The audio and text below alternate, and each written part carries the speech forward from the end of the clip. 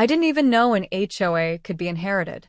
That's how disconnected I was from the whole mess at the start. The letter came in a thick envelope, legal-looking, the kind you don't open casually. Inside were probate documents explaining that my late uncle, someone I'd only seen a handful of times growing up, had left me everything tied to a small development he quietly controlled. At first, I thought it meant a couple of rental units or maybe a slice of land. I was wrong.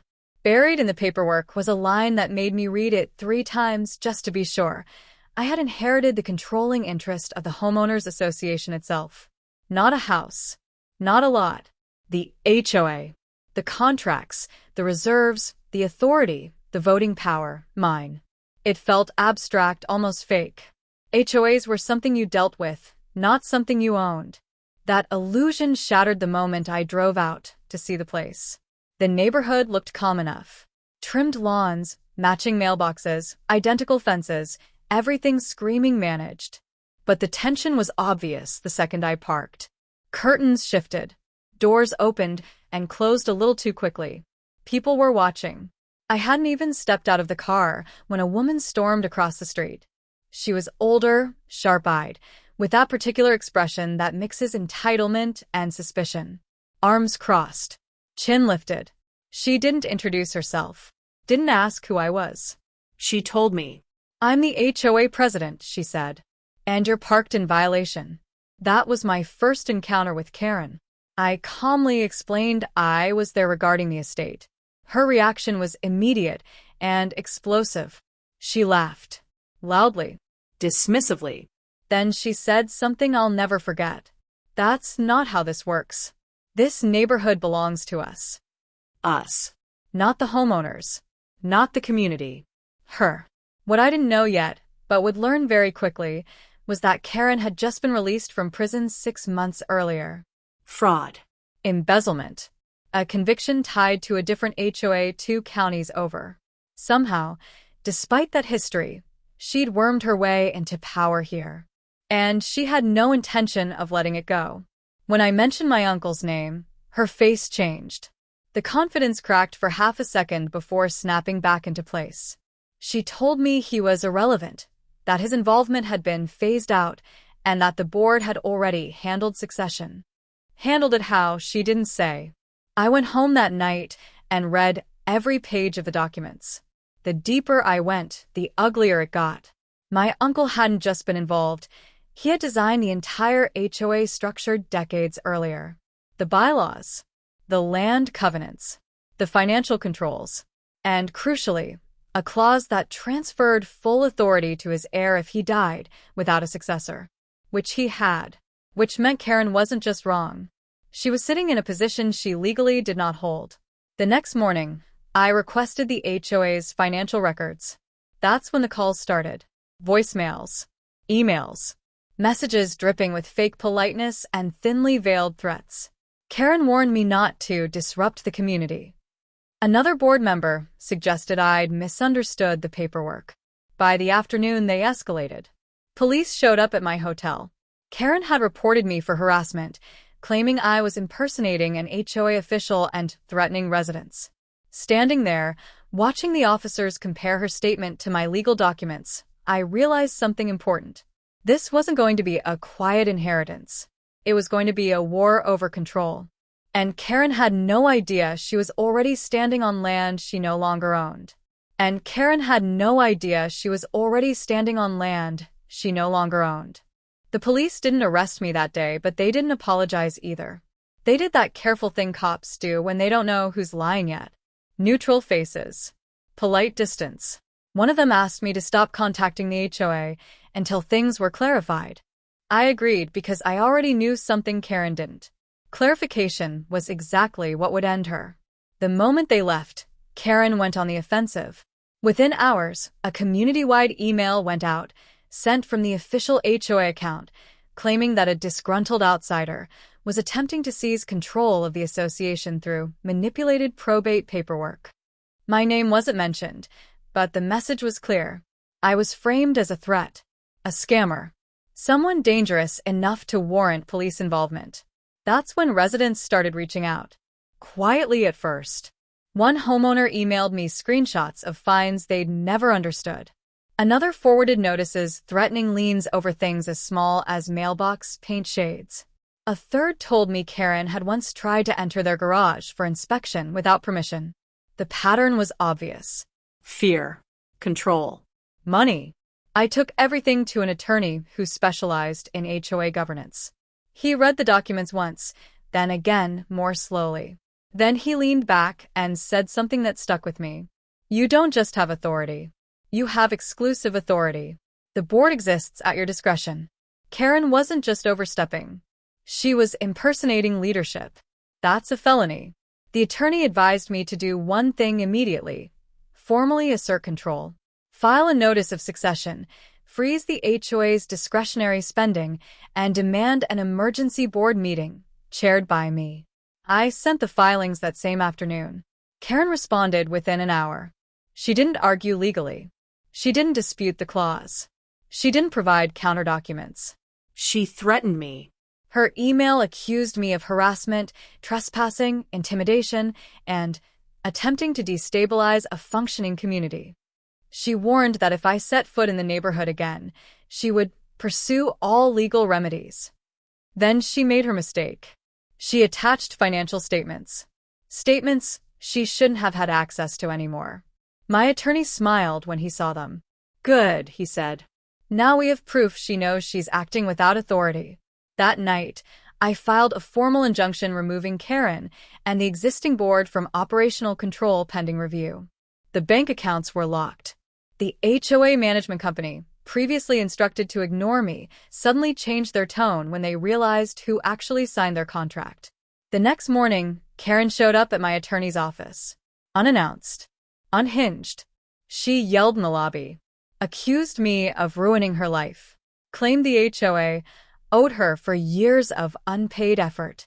Security escorted her out when she refused to leave. That should have been the end of it. It wasn't. 2 days later, police showed up again, this time with a very different energy. Karen had called them, claiming I was illegally seizing community funds and staging a hostile takeover. Only now, the officers had already spoken to the bank. They knew the accounts were frozen by court filing. They knew the documents checked out. And they knew Karen had a prior conviction related to HOA fraud. The conversation changed fast. They didn't arrest her that day either, but they warned her. Officially. On record. And for the first time, the residents saw it happen. Karen standing there, red-faced, arguing with police on the same sidewalk where she'd once enforced fines with smug authority. That was the moment the illusion cracked. The HOA wasn't hers. It never had been. And the community was about to find out just how much damage she'd done while pretending it was. Once the residents realized Karen could be questioned publicly, everything changed. People who had kept their heads down for years suddenly found their voices. Emails poured in. Phone calls. Handwritten letters slid under my attorney's door. Everyone seemed to have a story, and every story followed the same arc: intimidation, fines, threats, and money disappearing into vague, administrative costs. The deeper we dug, the uglier it got. Karen had been running the HOA like a personal kingdom. She approved contracts without bids, paid vendors tied to friends and relatives, and issued fines that magically vanished once residents paid in cash. Records were incomplete. Meeting minutes were altered. Votes were recorded that never happened. And then there was the reserve fund. Supposedly, the HOA had been collecting for years to fund road repairs and drainage improvements. On paper, it should have been healthy. In reality, it was nearly empty. Tens of thousands of dollars gone, siphoned off in ways that looked disturbingly similar to the case that had landed Karen in prison the first time. That's when I realized something important. Karen didn't think she was doing anything wrong. She thought she was entitled. When I formally notified residents that I had assumed control of the HOA under the succession clause, the reaction was explosive, but not in the way Karen expected. Relief flooded in. People thanked me. Some were cautious, unsure if this was just another power grab. I didn't blame them. So I did the one thing Karen had never done. I opened the books. Every homeowner received a full breakdown of finances, bylaws, contracts, and pending liabilities. No filters. No spin. Just facts. I scheduled a town hall, not an HOA meeting, not a board session, a community forum where anyone could speak. Karen showed up. She sat in the back, arms crossed, jaw tight, daring someone to challenge her. When residents stood up and started asking questions, she laughed, Scoffed. rolled her eyes, until one homeowner asked about a fine from 3 years earlier that had doubled without explanation. Then another asked why the landscaping contract cost twice what similar neighborhoods paid. Then someone else asked why Karen's name appeared on a vendor invoice. The room went quiet. Karen stood up and started shouting, claimed it was a witch hunt, accused me of manipulating people, said the documents were taken out of context. When someone mentioned her prior conviction, she snapped. That was when police walked in. Not because I called them. Because the HOA's former management company had. They'd reviewed the records I shared and flagged multiple transactions as potentially criminal. Embezzlement. Fraud. Misrepresentation. The same words Karen had sworn she'd never hear again after prison. She tried to leave. They stopped her. She wasn't arrested on the spot, but she was formally questioned in front of the entire community she once ruled through fear. The officer asked her to confirm her role, her access to accounts, her authorization to sign contracts. She couldn't, because she didn't have it. When the officers left, the room stayed silent for a long time. Then someone clapped. Just one person at first. Then another. Then the whole room. Not for me. For the end of something toxic. That night, I made a decision. I wasn't going to run this HOA like a tyrant or a hero. I didn't want power. I wanted accountability. So I announced my plan. Dissolve the existing board, appoint an interim committee made up of residents, and hold fresh elections under strict oversight. Transparency would be the rule. Karen emailed me later that night. Long rambling, alternating between begging and threatening. She said the HOA was her second chance. That she'd earned control through sacrifice. That I was taking away the only thing she had left. I didn't respond, because power taken through fear isn't redemption. It's just another crime waiting to be exposed. And Karen's reckoning was only beginning. Karen didn't go quietly. The day after the town hall, she went straight back to what she knew best, calling the police. This time, she claimed I had unlawfully seized HOA property, stolen records, and manipulated residents into turning against her. She framed it as elder abuse, harassment, even conspiracy. The list was long. None of it was true. But that didn't stop officers from showing up at my door again. Only now, the situation had flipped completely. They already had the reports. They already had the financial flags from the management company. And they already knew Karen's name because it was popping up in places it shouldn't. I handed them the court filings, the succession notice, and the injunction removing her authority. One officer read quietly while the other listened to Karen shouting into her phone on the sidewalk outside. When the officer looked up, his expression was flat. "Sir," he said to me, "you're not the one we need to be talking to." Karen was warned, again, not to interfere, not to impersonate an HOA official, and not to misuse police resources. This warning came with a case number. She didn't care. Within days, she filed a civil lawsuit against me. Accused me of defamation, emotional distress, and hostile takeover. The filing was sloppy, emotional, full of contradictions. My attorney called it what it was, a tantrum in legal form. The judge agreed. At the preliminary hearing, Karen represented herself. She spoke over the judge, interrupted opposing counsel, claimed conspiracies. When asked to provide evidence of her authority, she submitted outdated documents, superseded by the very clause that put me in control. The judge dismissed the case in under 15 minutes, but not before issuing a warning of his own. Karen was ordered to cease representing herself as part of the HOA in any capacity. Violating that order, he made clear, would carry serious consequences. That should have been the final stop. It wasn't. Karen showed up at the neighborhood again, posting notices on doors, calling residents, demanding meetings. One homeowner recorded her yelling that she was taking back what was stolen. This time, the police didn't just warn her. They arrested her. Not dramatically. No sirens. Just quiet, procedural handcuffs on the same street where she once bragged about running things. The charge wasn't new fraud. It was violation of a court order. The irony wasn't lost on anyone. News spread fast. Residents watched from porches as Karen was taken away. Some looked shocked. Others looked relieved. A few looked guilty for ever supporting her. I felt none of that. Just exhaustion. That evening, I sent out a final update to the community. I explained what had happened, what would happen next, and what wouldn't. There would be no retaliation. No vendettas. No secret punishments. Just a reset. Elections were scheduled. Financial recovery plans put in place. The reserve fund would be rebuilt. Contracts rebid. Audits completed by an independent firm. For the first time in years, the HOA was actually serving the people it was supposed to. Karen was released on bail 2 days later. And that's when she made one last call. To the police. About me. Only this time, when officers arrived, they didn't ask my name. They already knew it. And they knew exactly whose authority they were standing under now. Because by the time Karen got out, the HOA wasn't just out of her hands. It legally belonged to me. And she was about to learn what that really meant. When Karen called the police that final time, she expected the old ending. She expected confusion. Delay. Authority by volume. She expected to talk long enough, loud enough, to bend reality back in her favor. Instead, the officers arrived already briefed. They didn't knock on my door like before.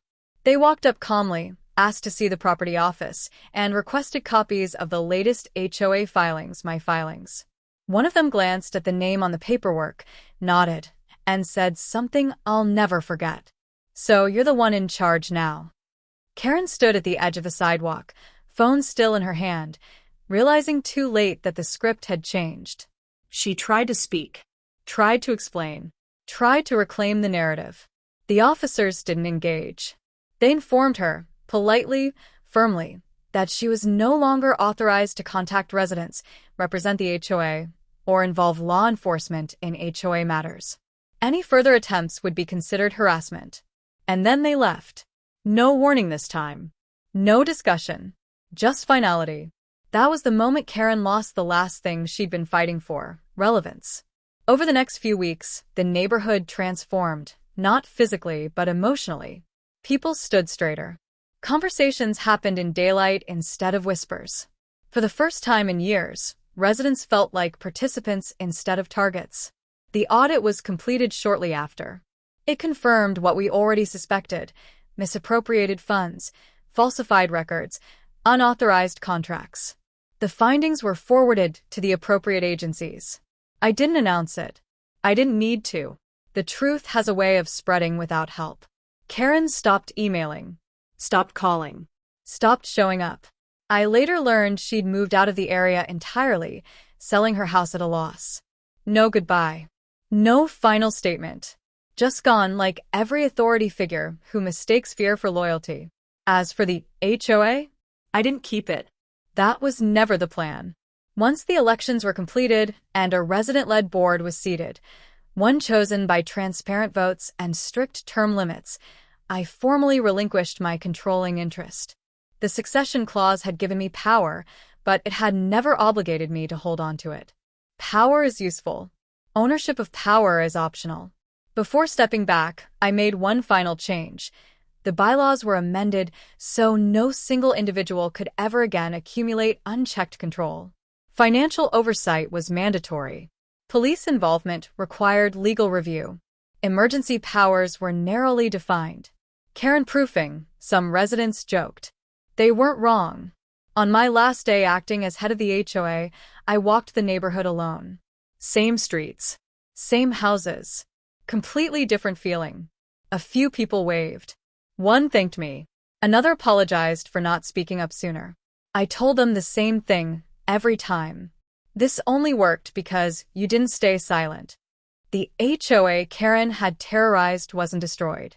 It was returned. Returned to the people who actually lived there. who paid dues. Who deserved to say? Months later, I received one final letter, this one from the new board. Inside was a simple note and a plaque they'd commissioned for the community center wall. It read, "Governance exists to serve, not to rule." I didn't hang it myself. They did. And that's how I knew the cycle was broken. Karen thought control was something you seize and defend at all costs. She was wrong. Control is something you borrow temporarily from people who trust you. And the moment you forget that, it's already gone.